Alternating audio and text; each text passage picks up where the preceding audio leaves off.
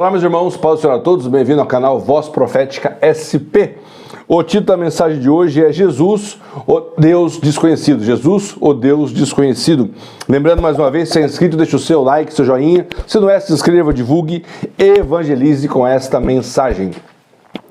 Dito isso, o tema está em Atos 17, 23. Atos 17, 23, que diz assim: Porque passando eu e vendo os vossos altares, achei também um altar em que estava escrito: ao Deus desconhecido. Esse, pois, que vós honrais, não o conhecendo, é o que eu vos anuncio. Amém.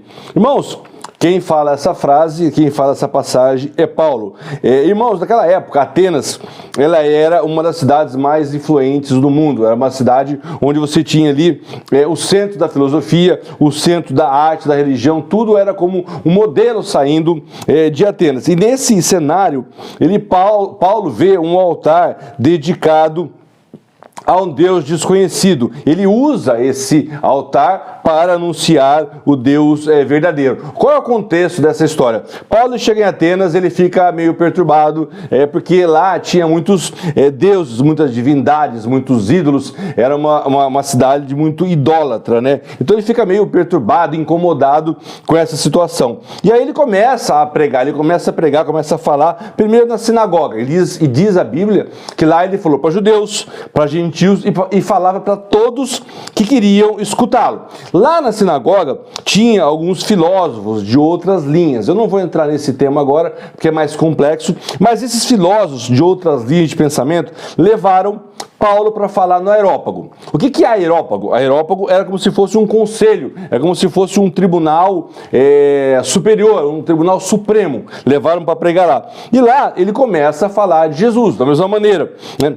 Paulo percebe que os atenienses, em geral, eles adoravam várias divindades, vários deuses, porque eles queriam garantir proteção.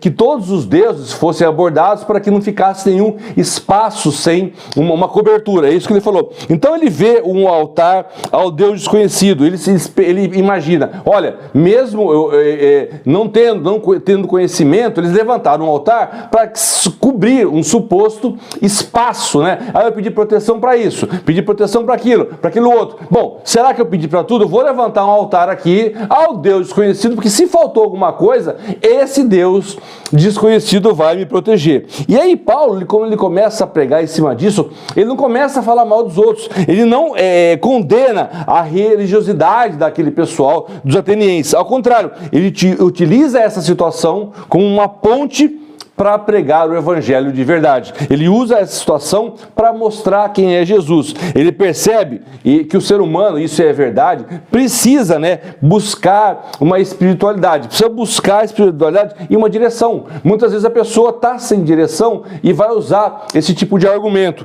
Então, mesmo que ainda, como no caso dos atenienses, seja por um Deus que eles não conheciam. Paulo, quando vai falar sobre esse Deus desconhecido, ele começa a revelar o Deus verdadeiro. Ele fala assim, olha, esse Deus desconhecido, esse Deus que vocês não conhecem, é o Deus que fez o mundo e fez tudo que nele há. Esse Deus é o que fez o céu que vocês conhecem e a terra. Esse Deus é um Deus que serve as pessoas. Ele não precisa que seja servido, ninguém precisa levar nada para ele, porque ele é dono de tudo.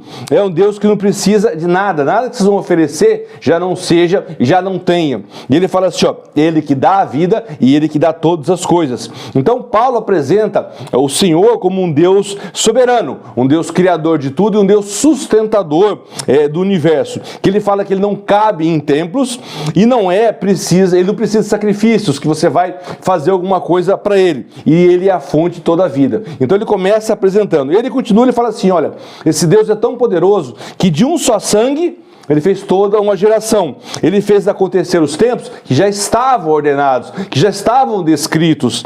E fala também que ele estipulou o limite para todas as coisas. Ele diz que o Senhor conhece a história e conhece os lugares, conhece a geografia. Ele termina falando assim, olha, vocês tateando, pondo a mão, vocês não acham, eu não encontro ele, mas ele está perto de vós. Ele fala assim, ó, é um Deus que ele é acessível, vocês conseguem chegar até ele, ele pode ser encontrado. Ele termina essa mensagem, né, essa apresentação, chamando o homem ao arrependimento e avisando, olha, vocês têm que se arrepender, porque todos nós seremos julgados sobre o que nós fizemos, e haverá uma ressurreição. Então, quer dizer, Paulo ele faz uma pregação, mesmo que rápida, completa, né? E isso é importante porque, trazendo para os dias de hoje, porque é importante a passagem da Bíblia, mas onde traz isso para a gente, alguma passagem que é importante que você vai usar isso nos dias atuais? Primeiro, nós temos que ser observadores,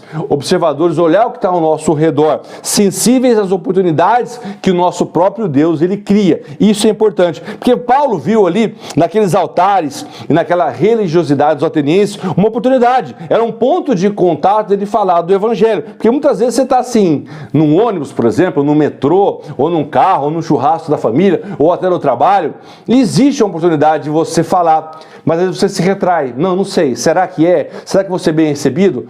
Paulo não queria saber, surgiu uma oportunidade, ótimo, não surgiu? Ele criava, foi o que ele fez aqui. Hoje, muitas pessoas buscam propósito, muitos buscam esperança, mas às vezes em lugares errados, em altares de deuses desconhecidos, que não tem Deus nenhum, é um pseudo-altar. Nós temos que fazer isso, criar nessas situações pontes e não barreiras. Paulo usou ali naquele momento uma ponte, criou uma ponte entre um altar que ninguém sabia para quem era, para falar do verdadeiro evangelho. Ele entrou não condenando idolatria, mesmo sabendo que era errado, ele estava perturbado, deuses que não existem. Ele não condenou, porque ele sabia que se ele fosse por esse caminho, ele não seria aceito nem ouvido. Então ele não condenou a idolatria e usou o altar ao Deus desconhecido como uma ponte, né? Porque assim, irmãos, nós temos que falar do evangelho, mas não criticando os outros, nós temos que falar do nosso Jesus. Porque você vai usar a sua boca, o seu conhecimento para falar mal dos outros, esquece dos outros, fala bem, mostra e apresenta o nosso Deus, que é o Deus verdadeiro. Apresenta a verdade, porque a verdade ela vai libertar da ignorância. Nós temos que proclamar o quê? O evangelho. É isso o nosso papel,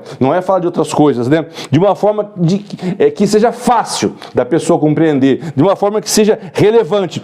Paulo, quando ele falou, ele mostrou claramente quem era Deus, o que Deus podia fazer, o que ele fez, quem é, o que faz e o que ele vai fazer. Irmãos, Paulo fez isso, fez do altar ao Deus desconhecido um Deus conhecido, não da placa, mas do verdadeiro Deus. E isso é importante, porque o nosso Deus é um Deus de relacionamento, é um Deus de verdade e ele quer relacionar. Se você olhar o final dos versículos 32, 33 e 34, você vê assim, que o título é Uns debocham, né? Outros creem. E fala assim, olha Paulo, sobre o que você falou, sobre essa história de ressurreição dos mortos, né, enquanto uns ficavam tirando sarro, nós queremos ouvir você novamente. Acerca disso, ouviremos outra vez. E aí Paulo sai do meio deles. O que eles falam? Todavia, chegando alguns homens a ele, creram na palavra dele. Enquanto alguns escarneciam, outros creram. Então, irmãos, nós temos hoje, na nossa vida, um monte de atenienses ao nosso lado. Estão buscando deuses desconhecidos, buscando filosofias e religiões que não existem, vãs religiões, cheios de vazio, né, existencial. A pessoa pensa que sabe muito, mas ela não sabe nada.